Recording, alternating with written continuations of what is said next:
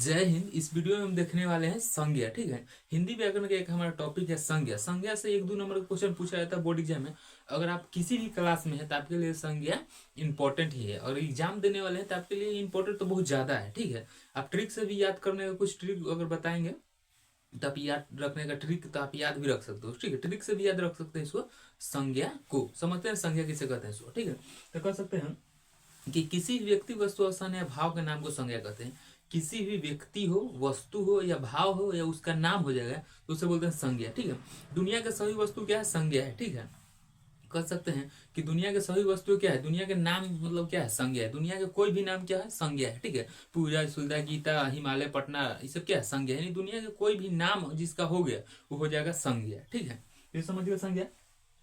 तो संज्ञा के कितने प्रकार होते हैं? तो 5। जातिवाचक संज्ञा, व्यक्तिवाचक संज्ञा, भाववाचक संज्ञा, द्रव्यवाचक संज्ञा और समूहवाचक संज्ञा। ठीक है, तो संज्ञा से आपको दिक्कत नहीं होगा। संज्ञा किसे कहते हैं? सो भाववाचक संज्ञा किसे कहते हैं? द्रव्यवाचक संज्ञा से डिफिनेशन और समझते हैं। ठीक है, देखिए डिफिनेशन तो आप 2 मिनट में समझिएगा, बहुत ही आसान होता है डिफिनेशन। ठीक है, क्योंकि संज्ञा के ऑब्जेक्टिव में क्वेश्चन एक बार पूछ दिया था कि संज्ञा के कितने प्रकार होते हैं? तो 5। ठीक है, जातिवाचक, भाववाचक, द्रव्यवाचक, समूहवाचक और निश्चयवाचक नहीं है जी।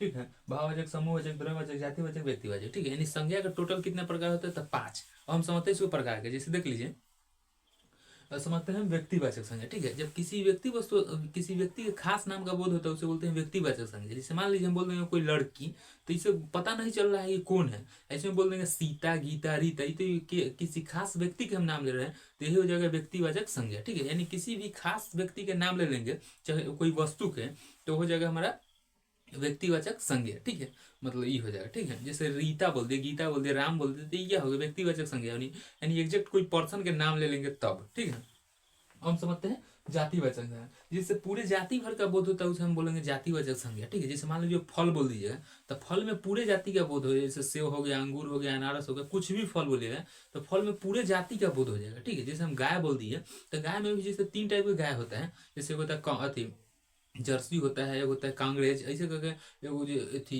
यूरेशियन, ऐसे कुछ करके अगर गाय है उसे 100 लीटर दूध देता है। ठीक है, अलग अलग का। ठीक है, तो हम बोल देंगे गाय, तो गाय के हर एक प्रजाति का बोध हो जाएगा। ठीक है, अगला हम समझते हैं देखते हैं जैसे फल बोल दिए गाय, तो सब क्या जाति, जैसे पूरे जाति का बोल दिए। फूल बोल दिए तो फूल में सब जाति का बोध है, जैसे कमल, गेंदा, अड़हुल, सब फूल का बोध हो जाएगा। ठीक है, अगला देखते हैं द्रव्यवाचक संज्ञा। द्रव मतलब होता है मापतन, द्रव्य नहीं बोल, द्रव्य बोल रहे हैं। द्रव मतलब होता है लिक्विड और द्रव्य मतलब होता है पदार्थ एक तरह से। ठीक है, तो कहना द्रव्यवाचक संज्ञा किसे कहते हैं? तो जिससे माप तल का बोध होता है उसे बोलते हैं द्रव्यवाचक संज्ञा।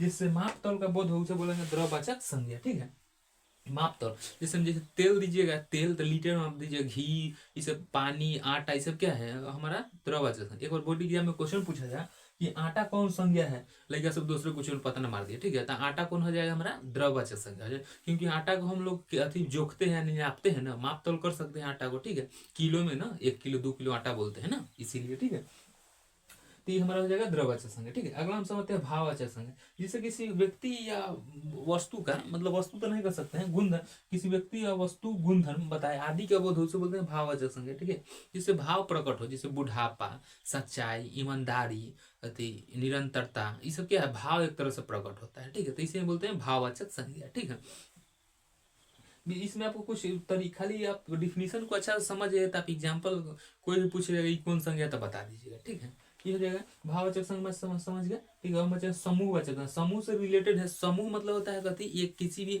संगठन। ठीक है, संगठन मतलब समूह। जैसे समूह लॉन चलता है तो एक आदमी से लॉन नहीं चलेगा, लॉन चलेगा 2-3 आदमी से, यानी मिक्स करके, तो ये हो जाएगा हमारा समूहवाचक संज्ञा। जैसे सेना, अंगूर के गुच्छा। एग्जाम में कोई क्वेश्चन पूछ दिया था, कहा था कि अंगूर की गुच्छा इनमें कौन सी संज्ञा है? लड़का सब भाववाचक कोनो मार दिया। अंगूर की गुच्छा का समूहवाचक, एक अंगूर की गुच्छा है उस समूह में ही रहता है, इसीलिए समूह। जैसे नेता, नेता बोल सकते हैं। पंचायत, पंचायत में एक आदमी से थोड़ी ना पंचायती हो सकता है, इसीलिए बोलेंगे पंचायत। दल, दल में एक आदमी से दल नहीं बन सकता है। दल, पंचायत, भवन। ठीक है, ये सब क्या हो जाएगा ना? समूहवाचक संज्ञा। जिससे समूह का बोध होगा, समूह अथवा समुदाय का बोध होगा, उसे बोलेंगे समूहवाचक संज्ञा। ठीक है, अब कुछ ही देर के वीडियो में संज्ञा से रिलेटेड आपको क्वेश्चन आप नहीं छूटेगा। ठीक है, और किसी भी संज्ञा से रिलेटेड किसी भी टॉपिक में आपको दिक्कत होगा तो आप कमेंट कर सकते हैं। जिस टॉपिक का आपको वीडियो चाहिए ना, उसके लिए आपको कमेंट करना है। ठीक है, अब मिलेंगे किसी नेक्स्ट वीडियो में। जय हिंद।